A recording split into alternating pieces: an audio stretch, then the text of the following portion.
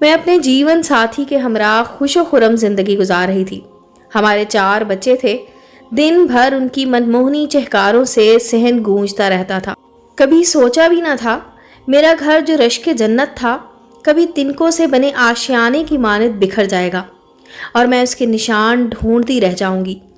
16 برس کی عمر میں میری شادی سبحان سے ہوئی اور میں اپنے خاوند کے ساتھ 11 برس ہی گزار سکی کہ ناگہانی ایک آندھی چلی جو میری خوشیوں کو خس و خاشاک کی طرح اڑا کر لے گئی۔ سبحان ایک سرکاری محکمہ میں ملازم تھے۔ ہم لاہور میں رہا کرتے تھے۔ وہ مجھے ہمیشہ خوش دیکھنا چاہتے تھے، زیادہ روک ٹوک نہ کرتے تھے۔ جب چاہتی رشتہ داروں اور پڑوس میں چلی جاتی۔ سبحان نے کبھی منع نہ کیا۔ شاپنگ کے لیے بھی کسی پڑوسن کو ساتھ لے لیتی تھی۔ خاوند کا مجھ پر بھروسہ تھا۔ میرے لیے بات باعث افتخار تھی کہ وہ مجھے کہیں آنے جانے سے نہ روکتے تھے اور نہ شکی انسان تھے۔ تبھی تو ہمارا گھر رشک جنت تھا۔ مجھے اپنے خاوند سے پیار تھا، میں ان سے اور وہ مجھ سے مخلص تھے، جس نے ہمارے گھر کے آنگن کو خوشیوں کی خوشبو سے مہکا رکھا تھا۔ ایک دن سبحان گھر آئے تو اداس تھے۔ میں نے محسوس کر لیا کہ کوئی غیر معمولی بات ضرور ہوئی ہے۔ میں نے انہیں کھانا دیا۔ کچھ دیر انہوں نے آرام کیا۔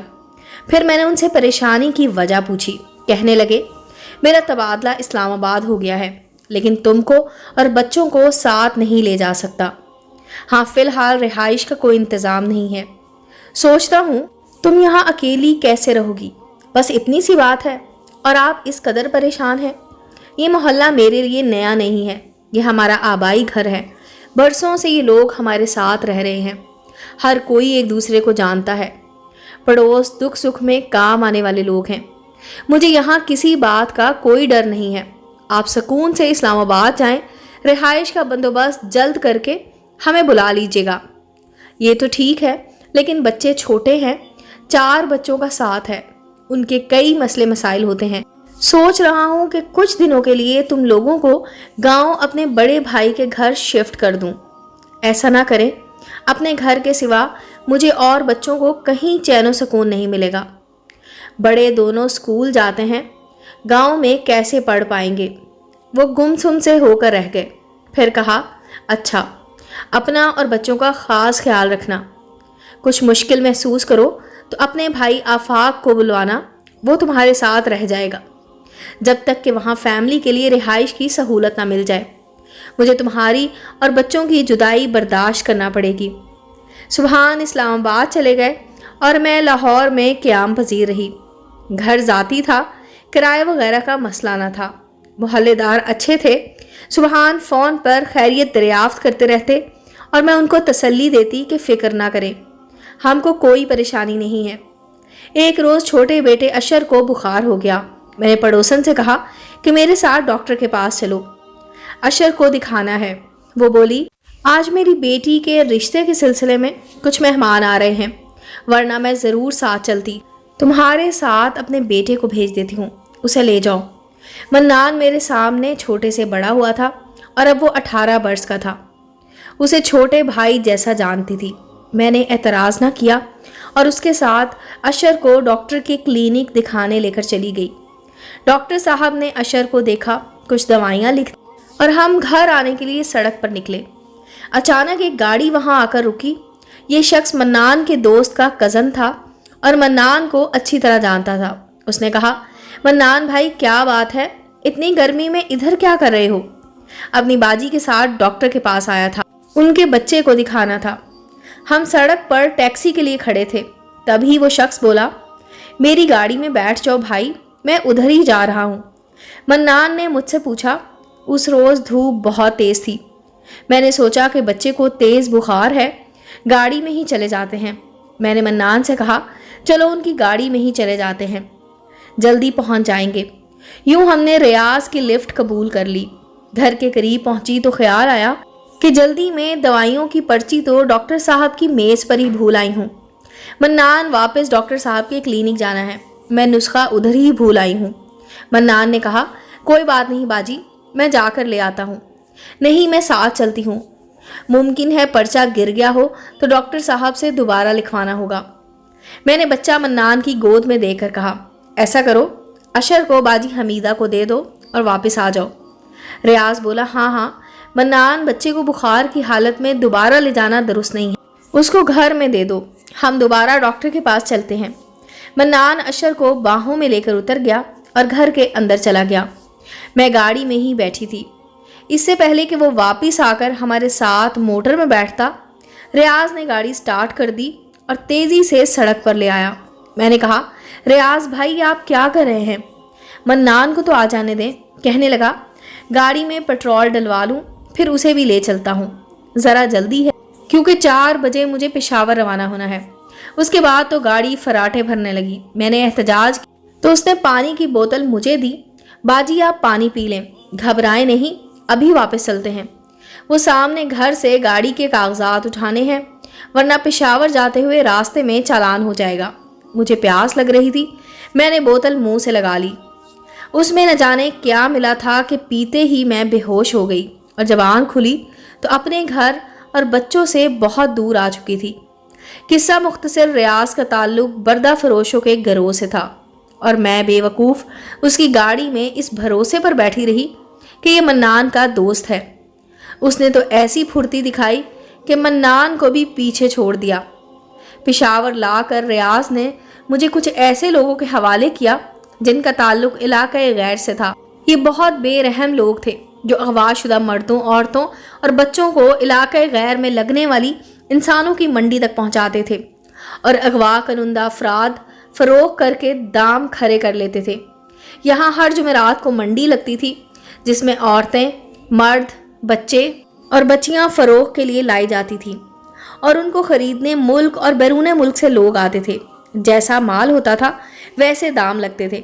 मंडी में इंसानों को माल की तरह बिकता देखकर अपनी आंखों पर यकीन ना आया कि क्या वाकई दुनिया में ऐसा भी होता है।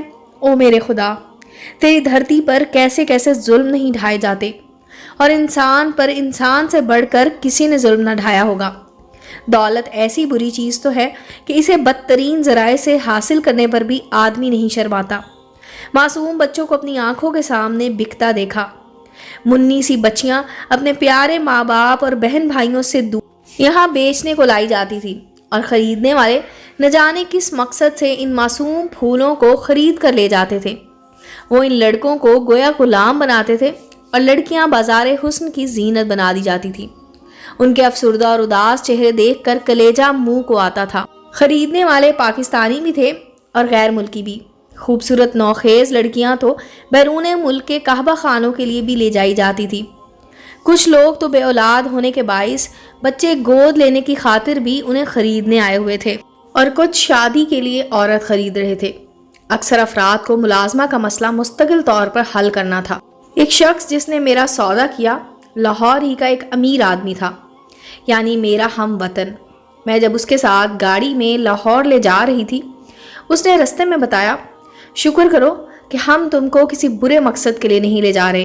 हमको एक मुलाजमा चाहिए जो दिन रात साथ रहे और छोटे बच्चों की परवरिश में मेरी बीवी की मदद करे। बहुत मुलाजमाएँ रखीं, लेकिन वो चंद दिन काम करके भाग जाती हैं और खिदमतगार औरत का मसला हल नहीं होता। तो अब हमने मुस्तकिल बुनियादों पर उसे हल करने का सोचा है। किसी ने हमें यहाँ लगने वाली मंडी के बारे में बताया था। मुझे ख़रीदने वाले मेरे मालिक का नाम असलम बट था और ये खासा अमीर तरीन शख्स था। उसकी बीवी के यहाँ हाल ही में 2 जुड़वां औलादें हुई थी। उसने मुझे समझा दिया कि रास्ते में शोर मचाने की ज़रूरत नहीं, हम तुम्हें अच्छी तरह और इज्जत से रखेंगे और तुम शुक्र करोगी कि हमने तुम्हें ख़रीदा। तुम किसी बुरे आदमी की हवस का निशाना बनने से बच गई हो। तुम भी पाकिस्तानी हो और हम भी। तुम मेरी हम वतन हो, इसलिए बहन बना कर रखूँगा, मगर भागने की कोशिश ना करना, वरना दोबारा वहीं पहुँचा दी जाओगी जहाँ से आई हो। फिर तुम्हारी किस्मत कि वहाँ तुमसे क्या सलूक हो और दोबारा किस किस्म के आदमी के हाथों बिक जाओ। मैंने बट साहब की बातें गौर से सुनी और ये जान लिया कि ये आदमी दुरुस्त कह रहा है। मेरी किस्मत अच्छी थी जो मैं किसी सूडानी, अफ्रीकी या किसी दूसरे गैर मुल्की के हाथों फ़रोख्त नहीं हुई। अपने वतन में दोबारा अपने बच्चों से मिलने की एक आस तो थी। मैंने सोचा उन लोगों की खिदमत करूँगी, कभी उन्हें मुझ पर तरस आ जाए और मुझे घर वालों से मिलना भी नसीब हो जाएगा। بٹ صاحب کی بیوی مجھے دیکھ کر بہت خوش ہوئی۔ اس کو ایسی خدمتگار چاہیے تھی جو بہت شریف ہو اور بچوں کی پرورش کرنا جانتی ہو۔ اس نے میرا مختصر سا انٹرویو لیا اور میری بپتا کو سرسری سنا۔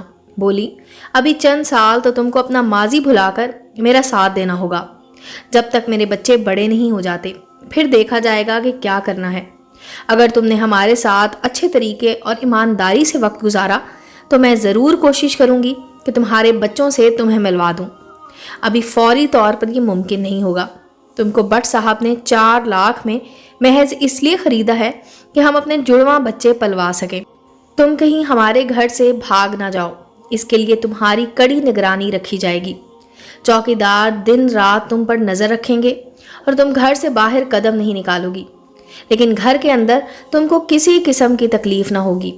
کھانا پینا اچھا اور ضرورت کی ہر شے تمہیں ملے گی۔ میں نے جان لیا تھا کہ بیگم کو میری زندگی کے دکھ تکلیفوں، میرے آنسوؤں سے کچھ غرض نہیں تھی۔ ان کو صرف اپنی سہولت، آرام اور ضرورت کا خیال تھا۔ انہوں نے بہت اچھی طرح مجھے یہ احساس دلا دیا کہ میں ان کی ایک خریدی ہوئی چیز ہوں، ایک لانڈی جس کے انہوں نے لاکھوں روپے ادا کیے ہیں۔ اب میرا ان کی قیام گاہ سے ہلنا بھی بغیر ان کی اجازت کے سنگین غلطی ہوگا، جس کی سزا کے طور پر وہ مجھے دوبارہ انہی ظالموں کے حوالے کر سکتے تھے جن سے مجھے خریدا گیا تھا۔ وزیرستان کی جانب پاکستان کی آخری چوکی کے بعد سے جو علاقہ شروع ہوتا تھا وہ علاقہ غیر کہلاتا تھا۔ اس جگہ کے تصور سے ہی میرے رونگٹے کھڑے ہو جاتے تھے، جہاں پاکستان کے مختلف شہروں اور علاقوں سے اغوا کردہ انسانوں کے گروہ لا کر انسانی منڈی میں فروخت کیے جاتے تھے۔ بعد میں حساس اداروں کے طفیل اس علاقے کو کنٹرول میں لے کر ان محصور لوگوں کی بڑی تعداد کو تحویل میں لیا گیا تھا اور انہیں آزاد کرایا گیا تھا۔ میں نے بٹ صاحب کی بیگم کے ساتھ اس امر پر سمجھوتا کر لیا کہ ان کے نوزائیدہ بچوں کی ایک ماں کی طرح خدمت اور دیکھ بھال کروں گی، تاکہ وہ مجھ پر رحم کھا کر مجھے میرے کنبے سے ملوا دیں۔ وہ میری ہم وطن پاکستانی تھیں، سو مجھے ان پر اعتبار تھا اور بہت اچھی امیدیں تھیں۔ ان کے ایک بچے کی ذمہ داری مکمل طور سے میں نے سنبھال لی اور بچے کو اپنی ممتا کی گود میں بھر لیا۔ بہت محبت سے میں اسے اٹھاتی تھی، دھیان سے دیکھ بھال کرتی۔ وہ بھی مجھ سے خوب گھل مل گیا تھا۔ مالکن کو یقین آ گیا کہ میں ایک اچھی اور شریف عورت ہوں اور یہ کہ ہم کو دھوکہ نہ دے گی۔ ایک بچہ میرے حوالے اور دوسرا ان کے پاس ہوتا تھا۔ مالکن کا خیال ٹھیک تھا، میرا ان لوگوں کو دھوکہ دینے کا کوئی ارادہ نہ تھا، اس امید کی وجہ سے کہ وہ ایک دن مجھ سے خوش ہو کر اپنی کڑی قید سے آزاد کر دیں گے۔ میں ان کے گھر کا ایک فرد بن چکی تھی، ان کے بچوں کی پیار سے پرورش کر رہی تھی، جس کے بدلے وہ بھی مجھ سے اچھا سلوک کرتے تھے۔ تاہم یہ لوگ میری سخت نگرانی کرتے تھے۔ مالکن مجھ پر ہر وقت کڑی نظر رکھواتی۔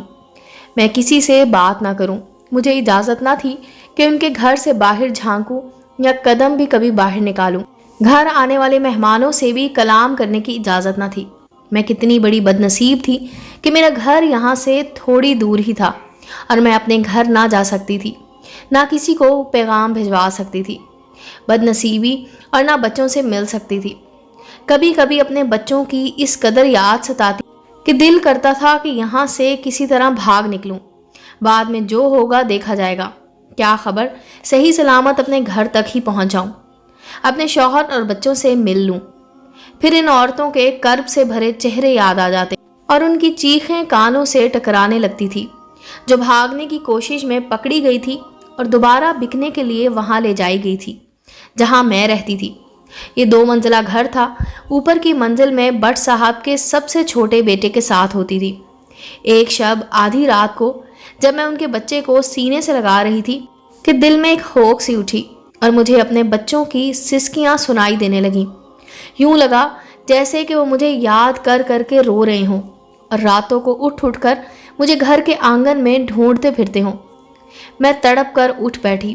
اس وقت میری ممتا پوری طرح بیدار ہو چکی تھی، بیتابی سے کمرے کے چکر کاٹنے لگی۔ بٹ صاحب کا بچہ مجھے اپنے ساتھ نہ پا کر تھوڑا سا کسمسایا اور میرے قدموں کی آہٹ سن کر اس کی آنکھ کھل گئی۔ میں نے دوبارہ تھپک تھپک کر سلا دیا۔ مین گیٹ سے نکل بھاگنا ناممکن تھا۔ میں نے کھڑکی سے جھانکا اور بلندی کا اندازہ لگایا۔ میں پچھلی طرف سے نیچے اترنے لگی۔ کھڑکی سے نیچے دیوار پر اینٹیں فاصلے سے اس طرح رکھی ہوئی تھی کہ ان پر سنبھل کر پیر رکھنے سے نچلی منزل تک جایا جا سکتا تھا۔ ابھی تھوڑا سا فاصلہ زمین سے باقی تھا کہ میرا پیر خلا میں لٹک گیا اور میں دھڑام سے گر گئی۔ دراصل یہاں پہنچ کر اینٹیں ہی ختم ہو گئی تھیں۔